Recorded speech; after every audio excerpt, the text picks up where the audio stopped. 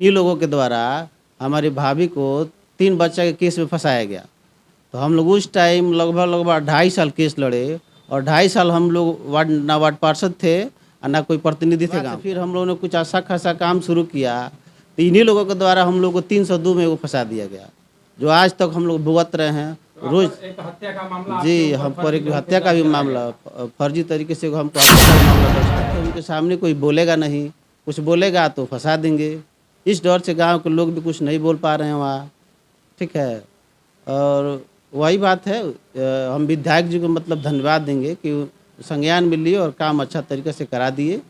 अब विधायक जी से भी ये मांग करेंगे कि इसका आगे का काम जो भी हो अच्छा तरीका से हो कि भविष्य में कोई दुर्घटना घटना ना हो। मामले को लेकर के जो शिक्षा विभाग के पदाधिकारी अथवा यहाँ के जो प्रधानाध्यापक हैं उनसे आपने शिकायत किया अथवा के पास गए थे, उनसे बात किए तो बोल रहे हैं कि हमको एस्टिमेटे नहीं मिला है, हमको जानकारी नहीं है कि किस रूम का क्या साइज है, कितना पाइलिंग करना है, कितना इसका छड़िया डालना है, उनको कुछ पता नहीं है। तो कोई कुछ भी बना सकता है।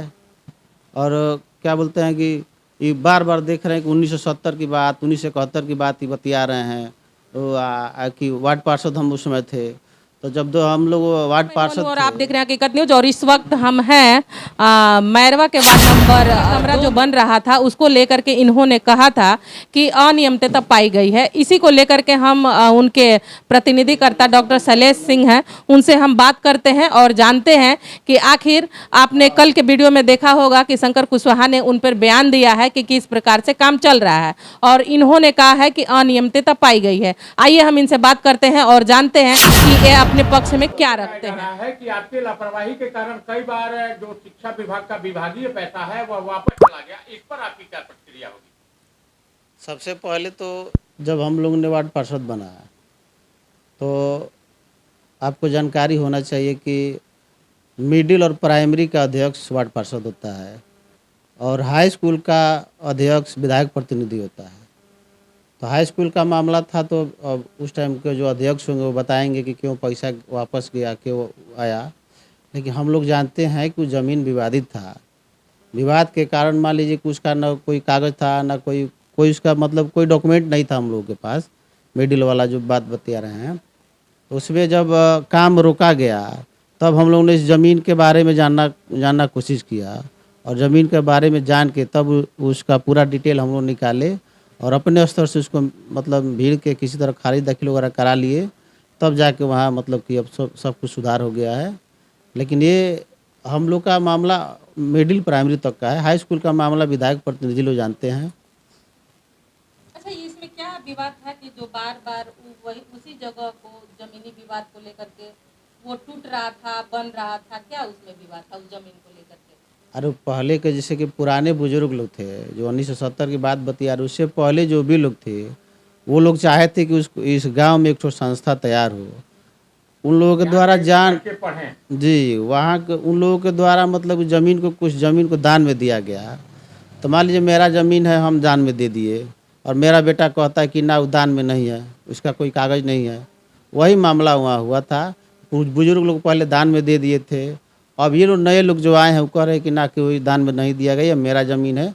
इसी को लेकर वहाँ विवाद हुआ था और कोई नई बात नहीं। अब वो सारा विवाद सुलझ गया है, ठीक है। अब वहाँ कोई नंबर 2 में जिस तरह से मानक की अनदेखी करके विद्यालय का निर्माण हो रहा है और यह विद्यालय निर्माण काफी सुर्खियों में है। पिछले कई दिनों से सोशल मीडिया में इस निर्माण का वीडियो वायरल हो रहा है, तो आपने इसका विरोध किया। विरोध के बाद भी इस काम पर देख रहे हैं युद्ध स्तर पर काम जारी है, तो आगे की रणनीति आपकी क्या होगी? इसको रोकने की दिशा में आपने कहाँ शिकायत की है?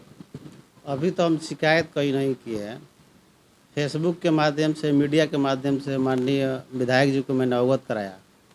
उसमें 8 mm के छड़िया से मतलब छत का ढलाई कराया जा रहा था।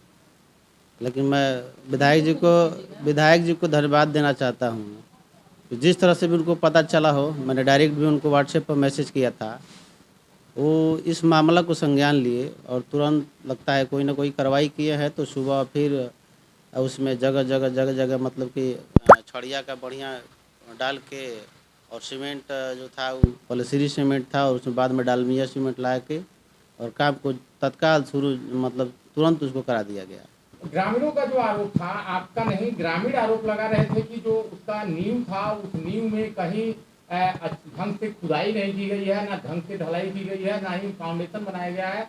तो इसमें कितनी सच्चाई है?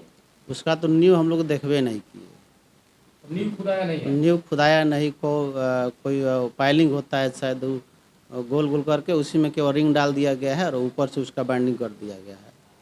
मान लीजिए एस्टिमेट रहता है तब लोग हम लोग जानते नहीं कि उसका फाउंडेशन क्या है, कितना उसको फाउंडेशन करना है, कितना क्या करना है, इसकी कोई जानकारी है नहीं। अब केवल गड्ढा मार के पाइलिंग कर दिया गया, वो भी उनके द्वारा बताया जा रहा है कि 16 mm छड़िया आती छड़िया से हो रहा है। हम उसका फ़ोटो भी खींचे हैं कि नींव में कितना मतलब कि उसमें छड़िया लगा है, उसका हम फ़ोटो भी खींचे हैं, आप देख सकते हैं। यही उसका बीम है, ये कह रहे हैं कि 16 mm का छड़िया है। ये हमको लगता है कि 8 mm या 10 mm, ज़्यादा से ज़्यादा हो तो 12 mm का छड़िया हो सकता है, और बीच में भी उसका क्या लग पतला रहा है है। इस तरह से, जिस तरह से लापरवाही पूर्वक इस निर्माण कार्य को अंजाम दिया जा रहा है? चूंकि आपका वार्ड है और नौनिहाल पढ़ते हैं, 5 से और जो है क्या नाम है कि 15 वर्ष तक के छात्रों का वहाँ अध्ययन होता है, तो कोई बड़ा हादसा हो सकता है आने वाले दिनों में, चूंकि उस पर डबल स्टोरी, ट्रिपल स्टोरी बनने हैं। तो नींव जब कमजोर होगी तो आगे अगर कोई बड़ा हादसा होता है, इसकी जवाबदेही किसकी होगी? अब इसकी जवाबदेही तो हमने तो विभागीय मतलब की सूचना दे दिया है। अब जब कोई घटना होगा तो इसकी जवाबदेही जो बना रहा है उसका वो जिम्मा लेगा वो। मांग क्या करेंगे जिला प्रशासन से? चूंकि आप यहाँ के मैरवा नगरीय क्षेत्र में आपकी पत्नी सभापति रही हैं, उप सभापति रही हैं, और आज भी आप यहाँ के जो है प्रतिनिधि हैं, तो आपके वार्ड में यह कार्य हो रहा है, तो क्या मांग करेंगे जिला प्रशासन से? चूंकि लगातार जो सुशासन की सरकार है, नीतीश कुमार का जो सरकार है, भ्रष्टाचार और जीरो टॉलरेंस की बात कर रहा है, तो इस तरह से, जिस तरह से भ्रष्टाचार खुलेआम हो रहा है, तो इस पर आपकी मांग क्या होगी? मैं जिला पदाधिकारी महोदय से और तमाम इसके अधिकारियों से निवेदन करूंगा कि इसको अपने स्तर से देखकर इस स्कूल का काम को राजनीतिक मुद्दा से हटाकर इसका काम अच्छा तरीके से कराया जाए, ताकि भविष्य में कोई दुर्घटना न हो।